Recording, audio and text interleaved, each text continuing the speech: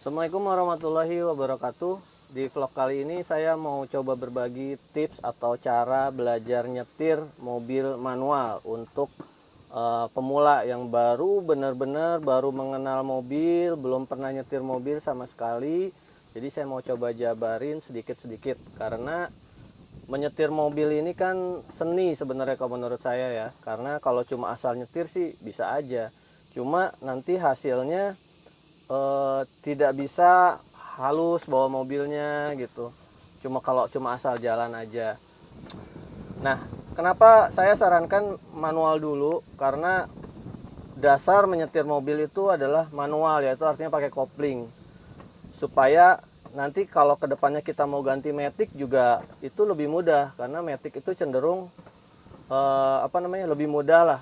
Kalau teman-teman mulai belajar dari matic, bisa dipastikan manual pasti belum tentu bisa. Tapi kalau dari manual ke matic itu insya Allah akan lebih mudah gitu. Nah, sekarang kita coba pengenalan fungsi ya. Nah, jadi di sini kan ada kunci mobil. Contoh ini mobilnya Avanza. Kunci mobil ini adalah masukkan ke lubang kunci seperti ini. Ini posisinya terkunci ya. Terkunci itu artinya setir nih kalau. Nah, dia terkunci. Kalau kita mau buka, ini pun sambil digerakin. Ntar, nah ke sini ya. Kalau buka tuh emang harus digerakin sedikit baru di. Nah, gitu. Ini udah terlepas kuncinya. Ini udah posisi di sudah terbuka kunci. Terus kalau mau mulai kita searah jarum jam ke kanan satu langkah. Nah, seperti ini. Jadi indikator udah nyala. Tapi ini mesin belum nyala, tapi udah siap start gitu. Ini udah posisi ACC on. Kalau sudah ACC on, kalian coba periksa kondisi persneleng ya. Nah, ini persneleng tuh harus dalam kondisi netral sebelum di starter. Seperti ini nih, ke kiri kanan kalau dia ada luas, kan kalau masuk gigi 1 ke depan, masuk gigi 2 ke belakang gini. Nah, ini harus posisinya netral. Di sini ada jalurnya ya, tuh ada jalurnya. Ini netral tuh begini tuh. Ini nggak masuk gigi. Kalau ini posisi udah netral, teman-teman bisa nyalakan mobilnya. Caranya tadi udah posisinya udah ACC on. Ini ya, posisinya ACC on. Dikontak lagi searah jarum jam.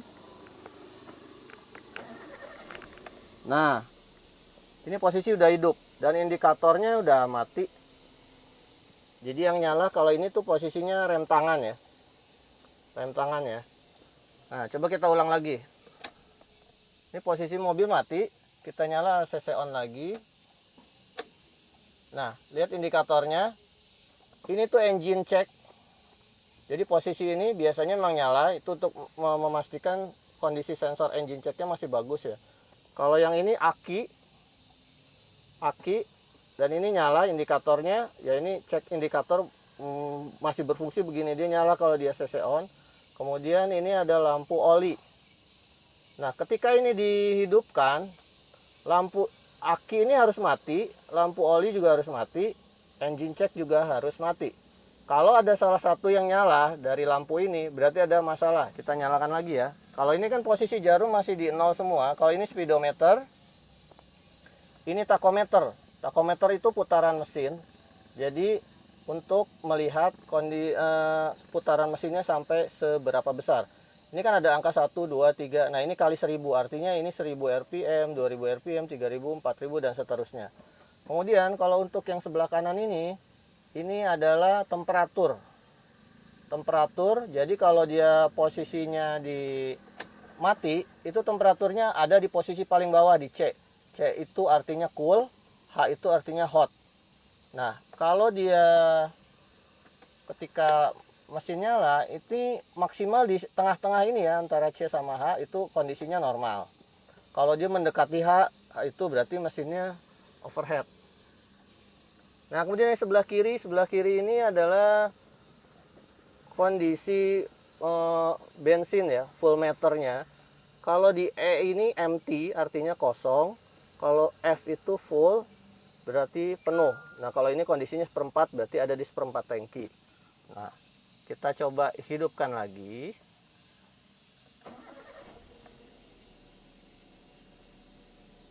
Nah kalau mesin sudah menyala, dia jarumnya naik di angka di bawah 1000 ya, ini sekitar 800 rpm. Nah ini normal, tapi kalau dia pakai AC dia akan naik lagi. Nah di 1000 kalau dia pakai AC. Posisi menyalakan AC ini ya, di sebelah sini ini fungsinya untuk AC. Nah kalau ini udah nyalain AC, kalau yang ini untuk temperatur suhu. Jadi semakin ke kanan semakin dingin suhunya, semakin ke kiri semakin turun suhunya, seperti itu. Kemudian ini hazard. Nah hazard ini posisinya di sini ya. Ini fungsinya hanya untuk keadaan darurat. Oke, terus yang berikutnya adalah ini sebelah kanan, ya sebelah kanan sini. Ini saklar lampu. Kalau kita putar ke searah jarum jam, dia lampu senja menyala. Nah ini nyala ya lampu senjanya.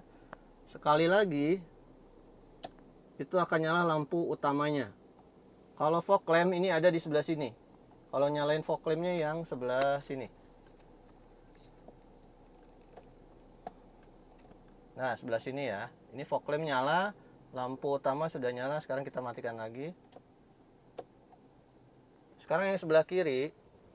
Kalau sebelah kiri ini wiper. Jadi wiper kita ke atas itu nyala sekali. Kalau ke bawah, misalnya dicetrek ke bawah gini, dia akan nyala, ada intermittennya. Jadi kalau hujannya gerimis, kalau hujannya agak deras, semakin cepat putarannya, terus ditekan lagi ke bawah ya. Oke, kita contoh. Nah di sini yang teman-teman perlu untuk belajar mobil yang paling dasar, untuk belok apa segala macam, nyalain sen tuh di sebelah sini. Kalau tekan ke bawah dia nyala sebelah kanan. Oke, balikin lagi, tekan ke kiri, nyala sebelah kiri. Nah lampu sen ini seiring dengan putaran setir, kalau dia lurus lagi dia akan mati sendiri. Jadi teman-teman gak usah khawatir, kalau kita sudah lurus lagi posisi rodanya, dia akan mati sendiri. Kalau yang sebelah kanan ini, kalau yang ada electric mirror, ini electric mirrornya. Ini adalah power window-nya ya. Ini yang auto yang sebelah kanan, ini yang kiri penumpang depan, yang ini kanan belakang, yang ini kiri belakang. Nah, untuk gigi persneling, ini teman-teman bisa lihat di sini ya, ada angkanya. 1 adalah kita injak dulu koplingnya. 1 tuh mentok ke kiri, dia ke atas. Nah ini udah masuk gigi 1. Kalau 2 itu, ini balik lagi netral, tekan ke bawah paling kiri dan tekan ke bawah. Nah ini gigi 2. Kalau gigi 3, ini dia nih ada posisinya di tengah-tengah ya. Ini kan tadi gigi kalau mau ke 1 atau 2 ini paling mentok. Kalau ini dia di tengah. Nah ini masuk ke 3. Kalau ke 4 tinggal tarik ke belakang. 4 seperti itu. Kalau 5 ke mentok paling kanan. Nah ini 5. Kalau yang mentok kalau mau mundur, ini ada tulisan R di sini, berarti mundurnya adalah ambil ke kanan dulu sampai mentok baru ke belakang. Bentar ya. Ke belakang sini. Nah, seperti itu. Jadi giginya udah masuk ke mundur. Kalau ini rem tangan. Jadi kalau posisinya di bawah, ini adalah dia masih belum mengerem. Kalau ditarik, posisi ini udah ngunci.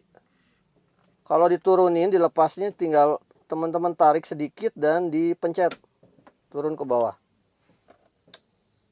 Kalau misalkan di mobil teman-teman itu ada kamera mundurnya, jadi kalau kita injak kopling dan pindahkan ke gigi mundur, maka akan terlihat posisi suasana di belakang mobil kita. Ini akan lebih mudah. Tapi kalaupun tidak ada, ya tidak masalah gitu. Ini cuma mempermudah saja kita melihat kondisi di belakang mobil. Oke, dan teman-teman jangan lupa sebelum teman-teman mau coba belajar untuk menyetir, jangan lupa pasang seat beltnya seperti ini. Kemudian posisi kursi itu disesuaikan dengan tinggi badan teman-teman. Jadi ini adalah maju mundur, itu ada di paling bawah ya. Kalau di Avanza tuh ada di bawah. Sini, kelihatan nggak? Nah, di bawah sini ini ada tuas. Ada tuas di sini ditarik. Ini buat mundur, maju. Nah, terus posisi ini juga senderan. Ini ada di tuas sebelah kanan. Coba lihat deh. Nah, ini ya. Nah, ini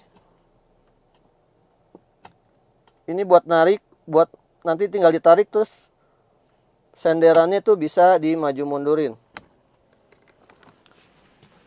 Nah, untuk posisi yang ideal dari nyetir mobil, setelah teman-teman sesuaikan kondisi kursinya dengan tinggi teman-teman, yang ideal itu posisi tangan nih di posisi jam 9 dan jam 3 seperti ini ya. Ini paling ideal. Jangan di sini atau jangan di sini juga. Megangnya tuh jangan gini, jangan begini. Paling ideal tuh di sini supaya kita bisa refleks kita bisa lebih sigap jika terjadi sesuatu di jalan, entah itu ngerem ngedadak. Jadi kita bisa nahan gitu. Nahan badan kita, karena kalau ngerem ngedadak kan badan kita akan terlempar ke depan. Badan memang ditahan oleh seat belt, tapi ini juga buat nahan badan kita juga supaya tidak terlalu gaya gravitasinya terlalu besar. Nah,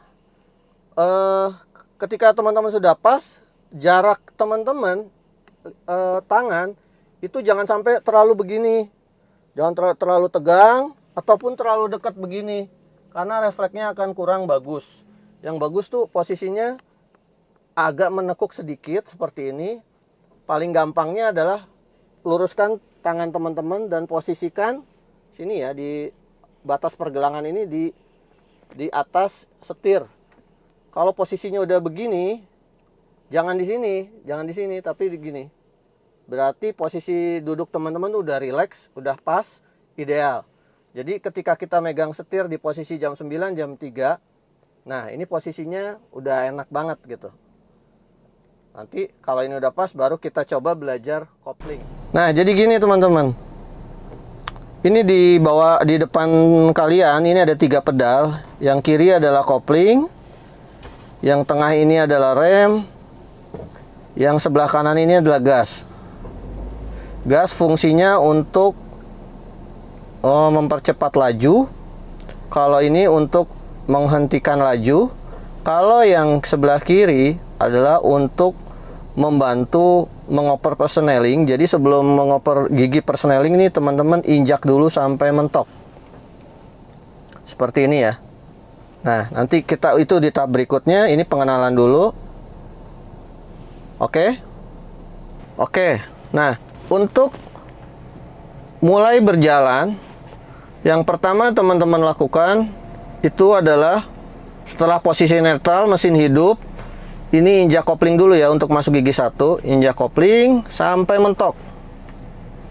Idealnya sih posisi setelan kopling ini adalah idealnya ya. Kalau misalkan kurang pas, teman-teman bisa sesuaikan dulu setelan koplingnya. Ini bisa di bengkel langganan teman-teman ya. Jadi misalkan ini kan sampai mentok ke bawah. Terus dia kalau lepas udah setengah gini, dia udah mulai jalan. Nah, ini udah posisi ideal. Kalau terlalu dalam, terlalu bawah gitu, jadi misalkan baru dilepas sedikit jalan, ini agak mengagokkan buat yang baru belajar nyetir gitu. Begitupun sebaliknya, jika posisi koplingnya terlalu tinggi, ini misalkan dari mentok terlalu tinggi itu artinya dilepas sampai setengah dia mobil belum jalan juga. Diangkat terus sampai mendekati dilepas baru jalan. Nah, ini untuk pemula akan sedikit menyulitkan karena kaki kiri akan sangat pegel kalau udah jalan terlalu lama. Kita udah ngopling terlalu lama nih, akan pegel. Idealnya tuh di tengah-tengah. Cirinya Ya nanti bisa dirasakan sendiri sama teman-teman ya. Cirinya ini juga tidak terlalu berat dan tidak terlalu ringan. Nah, oke, jadi kita mulai aja. Ini kopling diinjak sampai mentok. Setelah mentok, ini tangan kiri kita itu masukin mentok paling kiri dan ke gigi 1. Nah, ini udah masuk gigi 1.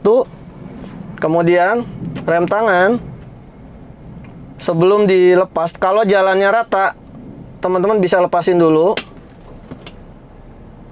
Tapi kalau jalannya tidak rata nanti berbeda ya, itu nanti di next tahap berikutnya. Oke, setelah ini udah diinjak, jangan dilepas sekaligus.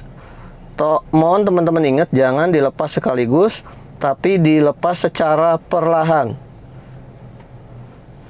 Lihat kondisi RPM mobil ini kan segini. Di angka 1000 ya, di angka 1000 RPM. Nah, nanti ketika ini gigi sudah masuk dan kopling masih ditahan, ini dilepas pelan-pelan. Lepas pelan-pelan. Jangan digas dulu, lepas pelan-pelan. Ketika bodi mobil sudah bergetar, dia tuh lihat udah setengahnya, dia udah jalan. Nah, seperti itu ya, diulang lagi, dilepas pelan-pelan. Baru kalau udah jalan sedikit-sedikit, bodinya bergetar, itu diinjak gasnya, tapi pelan-pelan aja ya, sedikit aja. Lihat di RPM. Nah, itu agak naik sedikit. Nah, kalau udah jalan gini, tinggal terus aja digas. Seperti itu. Ini untuk rem. Nah, kalau mau ngerem juga kaki kiri harus terus ditekan. Kalau pegel itu dioper ke netral. Jadi seperti itu. Nah, kalau bisa teman-teman belajarnya tuh di lapangan yang cukup luas. Jangan langsung di jalan raya. Jadi tidak mengganggu pengendara yang lain. Dan teman-teman juga fokus untuk melatih setir tangan, terutama di kaki ya. Di kaki. Nah, jadi seperti itu. Teman-teman belajar maju aja dulu, maju, nggak usah mundur dulu, maju. Kalau di lapangan kan, tapi harus ada yang mengaping ya, artinya yang melatih, nemenin teman-teman di mobil gitu, jangan sendirian, karena kalau ada apa-apa gitu, teman-teman akan kerepotan sendiri. Jadi teman-teman tuh di mobil sering latihan dulu gigi 1, cara lepas koplingnya, injek koplingnya, lepas kopling itu sering dilatih dulu sampai benar-benar smooth. Kita lepas koplingnya, mobilnya jalannya juga nggak loncat. Karena kalau dilepas sekaligus, itu giginya pasti loncat mobilnya dan mati. Jadi seperti itu aja dulu di tahap ini. Nanti kita lanjut ke tahap berikutnya. Wassalamualaikum.